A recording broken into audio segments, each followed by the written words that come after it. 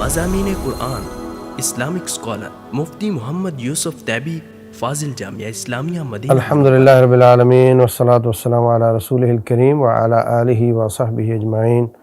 اشہد ان لا الہ الا اللہ وحدہ لا شریک لہ واشہد ان محمدا عبدہ ورسولہ صلی اللہ علیہ وسلم۔ آج ہم 21واں پارہ پڑھ رہے ہیں۔ اس کے ابتدائی آیات جو ہیں وہ سورہ آل عنکبوت کی ہیں، تو اس کے بعد پھر سورہ روم ہے اور سورہ لقمان ہے، سورہ سجدہ ہے، اور آخر میں سورہ احزاب کی کچھ آیات ہیں۔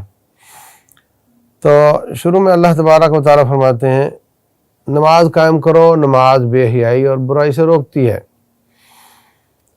جس طریقے سے ادویات پر لکھا رہتا ہے کہ یہ پیناڈول بخار کا علاج ہے، اور یہ تو ایسے ہی نماز کی گولی پر اللہ تعالیٰ نے یہ لکھا ہے کہ برائی اور بے حیائی سے روکتی ہے۔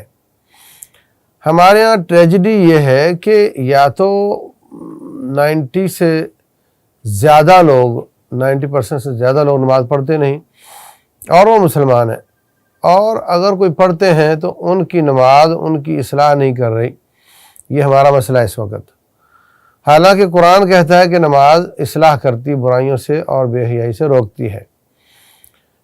اس پر ہمیں غور کرنا چاہیے، اپنی نماز کا خیال کرنا چاہیے، نماز میں ترجمہ سیکھنا چاہیے، نماز ٹھیک طریقے سے پڑھنی چاہیے تاکہ وہ اپنے مطلوبہ نتائج لے کر آئیں۔ رسول اللہ صلی اللہ علیہ وسلم پر الزام لگاتے تھے کہ یہ قرآن انہوں نے خود لکھا ہے۔ اللہ فرماتے ہیں، آپ تو اس سے پہلے بالکل پڑھنا لکھنا جانتے تک نہیں تھے، اور ما کنت تتلو من قبلہ من کتاب ولا تخطہ بیمینک، نہ آپ ہاتھ سے لکھنا جانتے ہیں نہ پڑھنا جانتے ہیں۔ تو یہ اذا لارتاب المبطلون، اگر ایسا آپ جانتے ہوتے تو یہ کہتے کہ بڑا سمجھدار آدمی ہے اور بہت پڑھا لکھا ہے، اس نے خود لکھ لیا ہے۔ لیکن نبی صلی اللہ علیہ وسلم تو پہلے کسی انسان کے پاس نہیں پڑھے ہیں، ان کا استاد تو خود رب رحمان ہے، تو اب ان کو شک کیوں ہو رہا ہے کہ قرآن ان کا لکھا ہوا ہے؟ تو یہ 48 آیت ہے، بلکہ فرمایا یہ ایسا نہیں، ان کا لکھا ہوا نہیں، بل ہوا آیات بینات فی صدور الذین اوتوا العلم، یہ اہل علم کے سینے میں آیات ہیں۔ تو یہاں حفاظ قرآن کی فضیلت ثابت ہوتی ہے، کیونکہ ان کے سینے میں یہ قرآن ہوتا ہے۔ تو ہمیں زیادہ سے زیادہ قرآن کو زبانی یاد کرنا چاہیے، اس کے فضائل الگ سے ہیں، بات لمبی ہو جائے گی۔ یہ 49 نمبر آیت ہے، اور اس کے علاوہ بھی کچھ مزید ان آیات میں اللہ تعالیٰ نے قرآن کے فضائل بیان کیے۔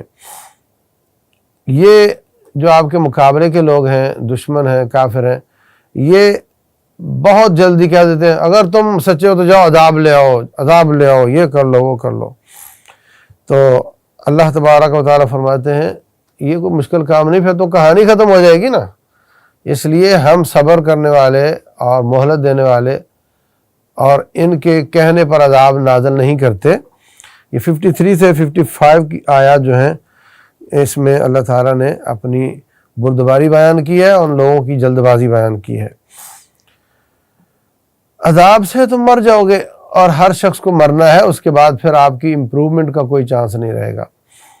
کل نفس ذائقۃ الموت، ہر شخص کو مرنا ہے، اور اس کے بعد پھر آپ کے اعمال ختم ہو جائیں گے، پھر کوئی فائدہ نہیں رہے گا۔ تو اس کے بعد 61 سے 63 تک اللہ تعالیٰ نے 2-3 آیات میں وَلَا إِن سَأَلْتَهُمْ، آپ ان سے پوچھو زمین و آسمان کس نے بنائے، تمہاری یہ حاجت پوری کون کرتا ہے، وہ کون کرتا ہے، تو یہ جواب دیتے ہیں کہ اللہ کرتا ہے۔ جب تم مانتے ہو کہ یہ کام اللہ کرتا ہے تو پھر عبادت بھی اس کی خالص کرو نا۔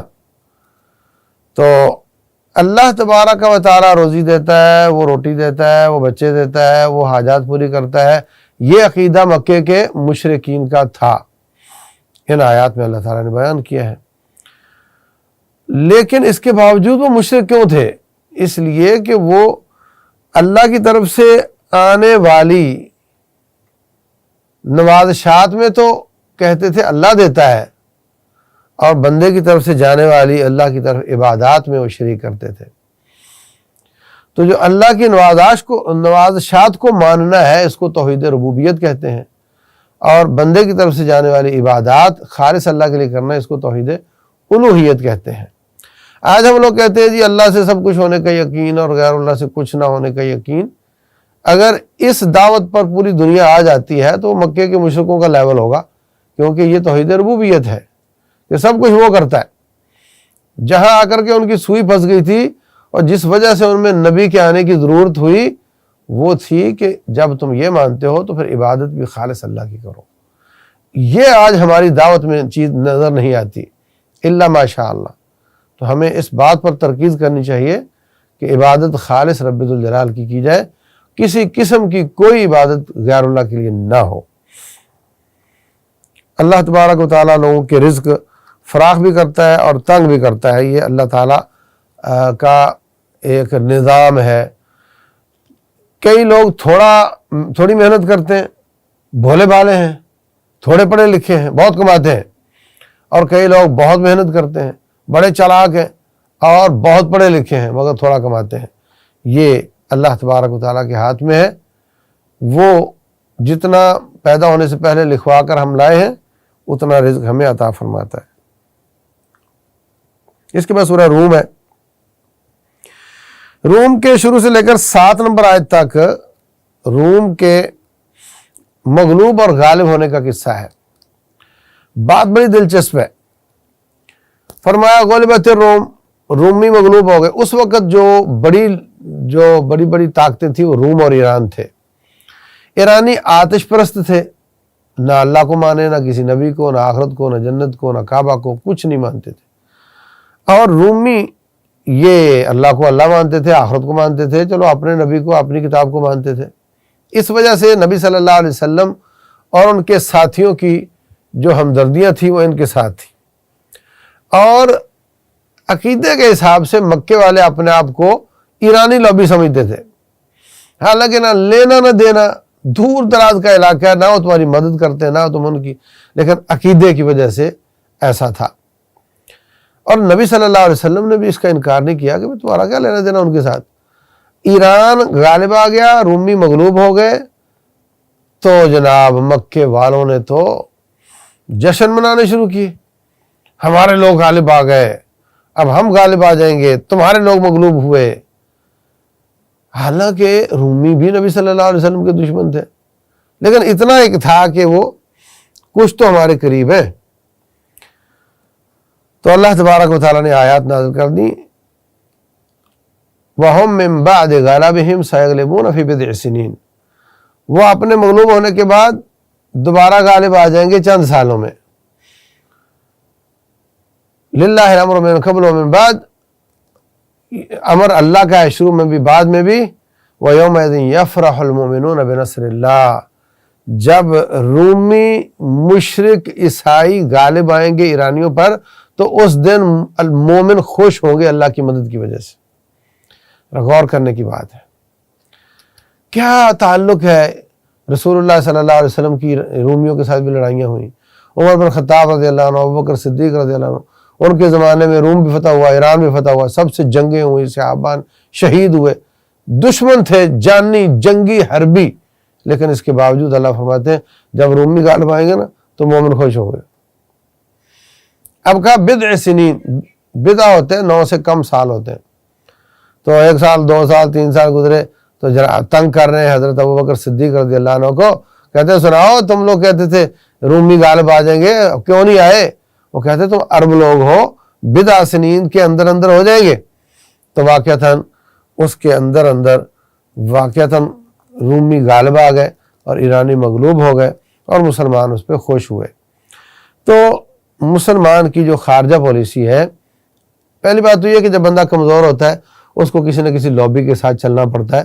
یہ صرف پاکستان کے ساتھ نہیں ہے، جو بھی مسلمان کمزور ہوتا ہے اس کا یہی حال ہوتا ہے، اور نبی صلی اللہ علیہ وسلم کی سیرت میں ہمیں یہ چیز ملتی ہے۔ دوسری بات یہ کہ کوئی واٹس ایپ نہیں، کوئی فیس بک نہیں، کوئی انٹرنیٹ نہیں، کوئی ریڈیو نہیں، کوئی ٹی وی نہیں، کچھ نہیں، اور مکے والے جناب پورے باخبر ہیں پورے علاقے کی سیاست سے، اور آج مسلمان کو فکر ہی نہیں کشمیر میں کیا ہو رہا ہے، ادھر کیا ہو رہا ہے، ادھر کیا ہو رہا ہے، حالانکہ ہر طرح کے ذرائع ابلاغ موجود ہیں۔ تو یہ بھی قابل غور بات ہے۔ تیسری بات یہاں پر یہ ہے کہ اسلام کفر اور کفر میں فرق کرتا ہے۔ ان کا کفر ایرانیوں کا ہر لحاظ سے کفر ہے، اور رومیوں کے کفر میں تھوڑی نرمی ہے کہ وہ اللہ کو مانتے ہیں، آخرت کو مانتے ہیں۔ تو جتنا قدر وہ ہے اتنا قدر ان کو ان کا حق دینا اور ان کو ان کی نسبت قریب سمجھنا۔ اللہ فرماتے ہیں وَلَا تَجِدَنَّ أَقْرَبَهُمْ مَوَدَّةً لِلَّذِينَ آمَنُوا الَّذِينَ قَالُوا إِنَّا نَصَارَىٰ، ان کی نسبت نصرانی تمہارے قریب ہے۔ تو اسی حساب سے آپ کی جو خارجہ پالیسی تھی وہ بنتی تھی، اور ان کے غالب آنے سے مسلمان خوش ہوئے تھے۔ اس کے بعد اللہ تعالیٰ نے 8 نمبر 10 نمبر آیت میں سابقہ قوموں کا تھوڑا تذکرہ کیا ہے، اور ان کے ساتھ کیا ہوا اور ان کو کیا سزا ملی، تم باز آ جاؤ تمہارا بھی وہی حال ہوگا۔ اور پھر اللہ تعالیٰ کچھ اپنی آیات گنوا رہا ہے۔ اللہ کی آیات میں سے ہے یہ 19 سے لے کر 27 نمبر آیت تک تمہارا پیدا کرنا، تمہارے بیویوں کا پیدا کرنا، تمہاری زبانوں کا آپس میں اختلاف، اور بجلی کڑکتی ہے، اور اللہ تبارک تعالیٰ زمین و آسمان کو قائم رکھے ہوئے ہے، یہ ساری میری نشانیاں ہیں۔ جب تم ان کو دیکھتے ہو تو ان کو دیکھ کر پھر ایمان کیوں نہیں لاتے ہو؟ پھر ایک مثال بیان کی کہ تم میرے ساتھ بتوں کو شریک کرتے ہو ظالموں، تو کم از کم سوچو تو صحیح، تمہارے گھروں میں غلام رہتے ہیں۔ هل لکم مما ملکت ایمانکم من شرکاء فیما رزقناکم، جو ہم تمہیں رزق دیتے ہیں، سیٹھ کے پاس 2 کروڑ روپے ہے، تو کیا وہ اپنے غلام کو اس میں سے حصہ دیتا ہے کہ وہ بھی اس کے برابر ہو جائے؟ جب تم اپنے جیسے انسان کو اپنے برابر لانا برداشت نہیں کرتے ہو، تو رب رحمان کے مقابلے میں ان بتوں کو لاتے ہو، ان مر جانے والے فوت ہونے والے انسانوں کو لاتے ہو۔ اللہ کا خوف کرو۔ اسی طرح رب ذوالجلال والاکرام نے یہ اور انسان کی عادت بیان کی ہے کہ جب انسان کو کوئی تکلیف آتی ہے تو جناب بڑا گڑ گڑاتا روتا ہے، اللہ سے دعائیں کرتا ہے، اور جب اللہ تعالیٰ اس کی تکلیف رفع کر دیتا ہے تو پھر جناب یہ اللہ کی ناشکری شروع کر دیتا ہے۔ یہ آیت نمبر 34 اور 37 میں ہے۔ اس کے بعد کچھ صدقہ کرنے کی تلقین ہے 38 سے 39 میں، اور فرمایا صدقہ کیا کرو، سود پر پیسے نہ دیا کرو۔ تو اللہ تبارک و تعالیٰ فرماتے ہیں وَمَا آتَيْتُم مِّن رِّبًا لِيَرْبُوَ فِي أَمْوَالِ النَّاسِ، جو تم سود پر پیسہ دیتے ہو سمجھتے ہو کہ یہ بڑھ جائے گا، فَلَا يَرْبُو عِندَ اللَّهِ، وہ اللہ کے یہاں نہیں بڑھتا۔ وَمَا آتَيْتُم مِّن زَكَاةٍ تُرِيدُونَ وَجْهَ اللَّهِ، اور جو صدقے زکوٰۃ دیتے ہو اللہ واسطے، فَأُولَٰئِكَ هُمُ الْمُضْعِفُونَ، وہ بڑھتا ہے۔ تو حقیقت میں ہماری نظروں میں زکوٰۃ دینے سے پیسہ کم ہوتا ہے، 22.5% نکل گیا تو 97.5% رہ گیا، لیکن اللہ کے نزدیک وہ بڑھتا ہے۔ اور جو سود 2 لاکھ دے کر 2.25 لاکھ واپس لیا بڑا، مگر اللہ کے نزدیک وہ کم ہو گیا ہے۔ تو یہ اس کا فرق تب پتہ چلتا ہے جب وہ خرچ ہوتا ہے، کہ جو ہمارے خیال میں بڑا ہوتا ہے وہ کہاں کہاں کن کھڈوں میں اور کن جگہوں میں جا کر لگ جاتا ہے، ڈاکٹروں کو پر لگ جاتا ہے، ہسپتالوں پر لگ جاتا ہے، وکیلوں پر لگ جاتا ہے، اور جو اللہ تعالیٰ کی برکت والا مال ہوتا ہے وہ ٹھیک ٹھیک آخرت کو اچھا کرنے کے لیے لگ رہا ہوتا ہے۔ اس کے بعد اللہ تبارک و تعالیٰ کافروں کی کیفیت بیان کرتے ہیں آخرت میں، کہ ان سے پوچھا جائے گا تم دنیا میں کتنا رہے، تو کہیں گے کہ ہم تو جناب 1 گھنٹہ رہے ہوں گے، بس اس سے زیادہ ہم نہیں رہے، اور قسم اٹھا کر کہیں گے ہم اس سے زیادہ نہیں رہے ہیں۔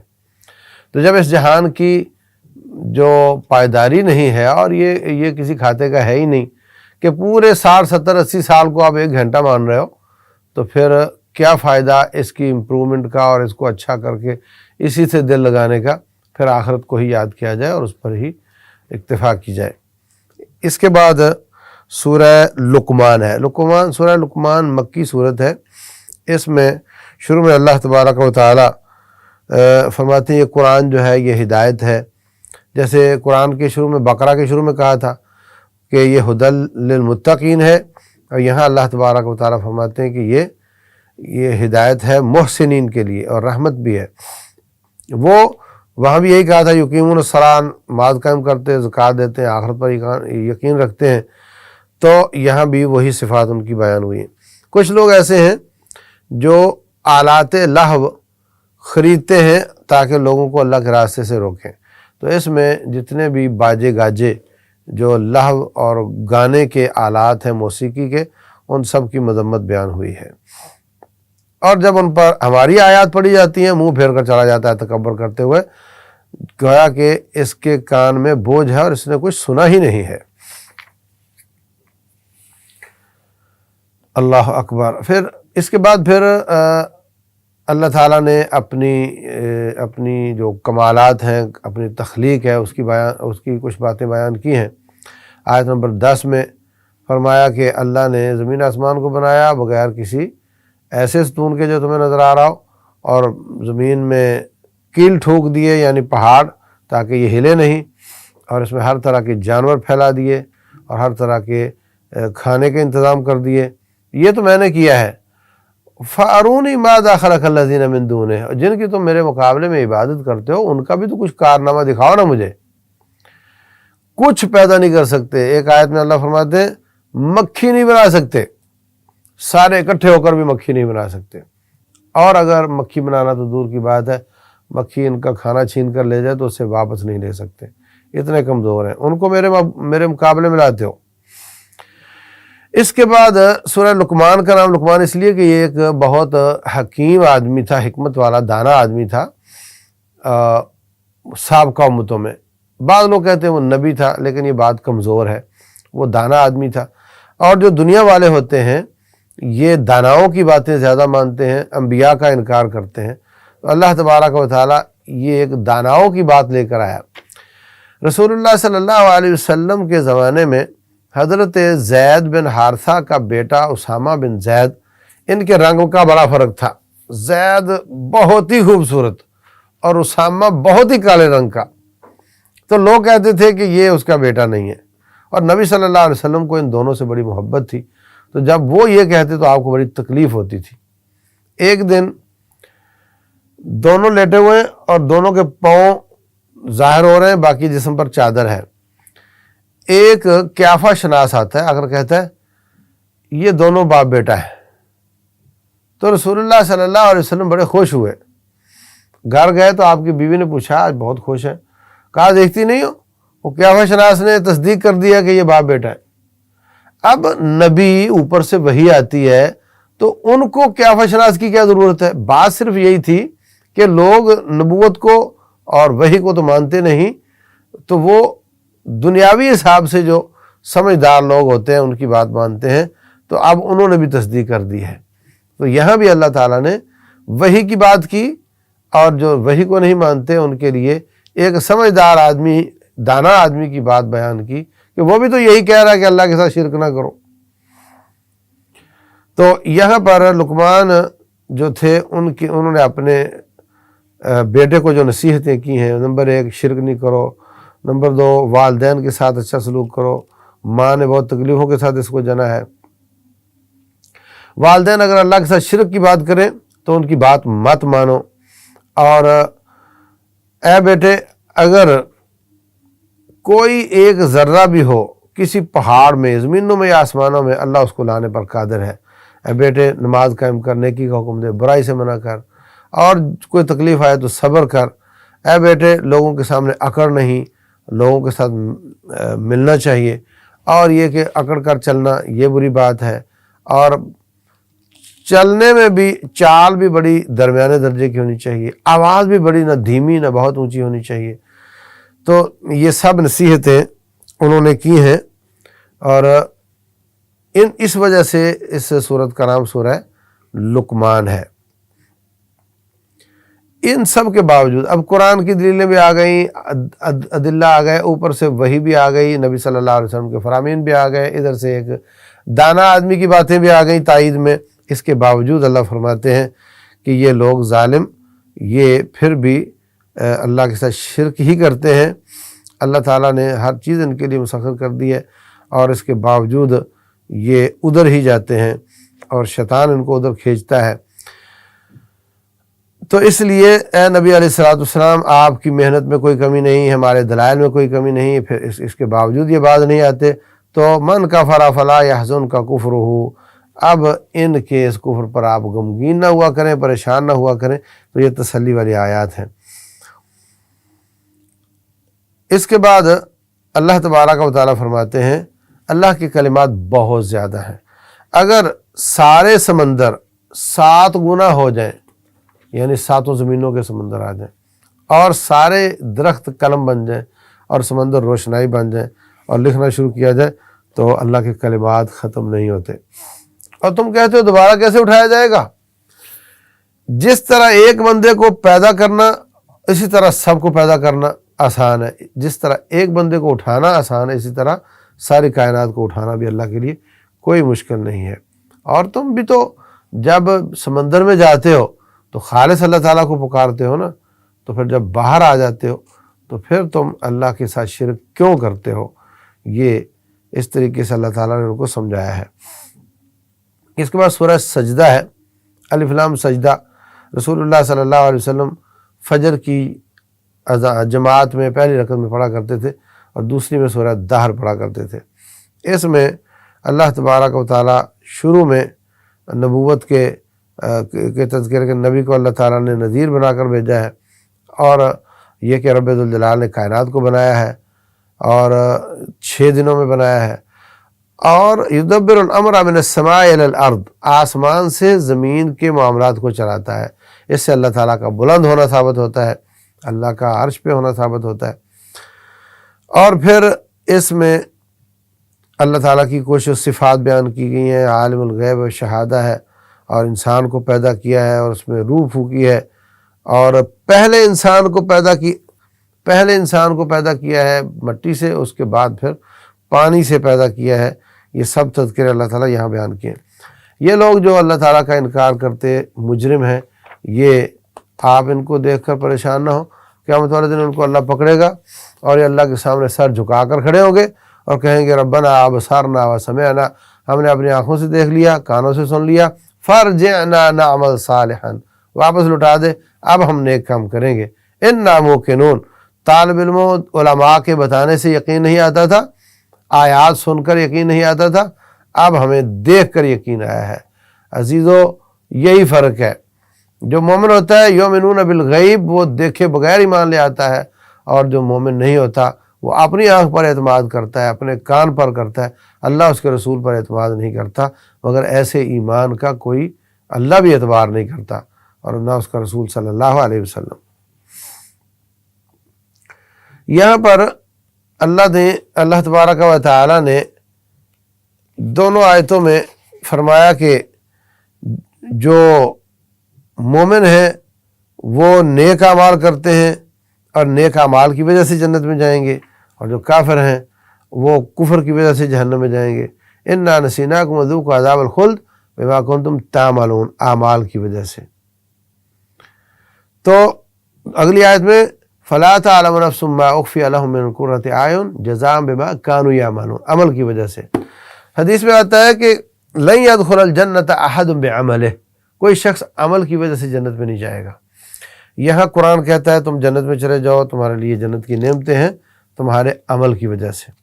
تو ان دونوں باتوں میں سمجھنے کی بات یہ ہے کہ اللہ تبارک و تعالی کی جناب میں جو ہم نیکیاں کرتے ہیں یہ جنت کی قیمت نہیں ہے۔ جیسے ہم پیسے پے کرتے ہیں چینی ہم لینا ہمارا حق بن جاتا ہے، تو ایسے ہم نیکیاں کریں اور جنت لینا ہمارا حق بن جائے، ایسا نہیں ہے، بلکہ ہم نیکی کرتے اللہ قبول فرما لے تو رحمت ہوتی ہے، اس کی رحمت سے ہمیں اللہ تعالیٰ جنت عطا کرے گا۔ ہماری نیکیاں جنت کی قیمت نہیں ہیں، یہ بتانا چاہتے ہیں۔ اس کے بعد نیک لوگوں کے لیے ان کی جزا اور برے لوگوں کے لیے ان کی سزا، یہ ملی جلی آیات یہاں پر بیان ہوئی ہیں۔ اور آخر میں اللہ تبارک و تعالی اپنی نعمتوں کا مزید تذکرہ کرتا ہے کہ کیسے ہم کھیتیاں اگاتے ہیں، کیسے ہم پانی نازل کرتے ہیں، اور یہ کہتے ہیں کہ کب یہ قیامت آئے گی، کب یہ فتح ہوگی۔ تو ان سے کہو کہ وہ قیامت جب آ گئی پھر کسی کا ایمان قبول نہیں کیا جائے گا۔ اس کے بعد سورہ الاحزاب ہے۔ احزاب حزب کی جمع ہے، حزب کا معنی گروہ، احزاب کا معنی زیادہ گروہ۔ مدینہ پر حملہ آور زیادہ گروہ ہوئے تھے، تو اس مارکے کو غزوہ خندق بھی کہتے ہیں اور غزوہ احزاب بھی کہتے ہیں۔ شروع میں رب ذوالجلال والاکرام نبی صلی اللہ علیہ وسلم کو مخاطب کر کے فرماتے ہیں اللہ سے ڈرو اور کافروں کی بات نہ مانو، منافقوں کی بات نہ مانو۔ اور پھر یہ کہ اس وقت یہ چلتا تھا کہ منہ بولا بیٹا بنا لیا جاتا تھا، اللہ نے اس کا انکار کیا۔ ما جعل اللہ لرجل من قلبین فی جوفہ، کسی کے دل میں دو دل، کسی کے پیٹ میں دو دل نہیں۔ اور جن کو تم بیویوں کو ماں کہہ دیتے ہو غصے میں آ کر، وہ تمہاری مائیں نہیں بنتی، بلکہ سورہ مجادلہ کے شروع میں اللہ نے اس کی کفارہ بیان کیا ہے، جو ماں کہہ بیٹھے تو اس کو کیا کرنا چاہیے۔ اور نہ تمہارے کہنے سے بیوی ماں بنتی ہے اور نہ تمہارے کہنے سے کسی کا بیٹا تمہارا بنتا ہے، یہ منہ بولے بیٹے کا بھی انکار کر دیا۔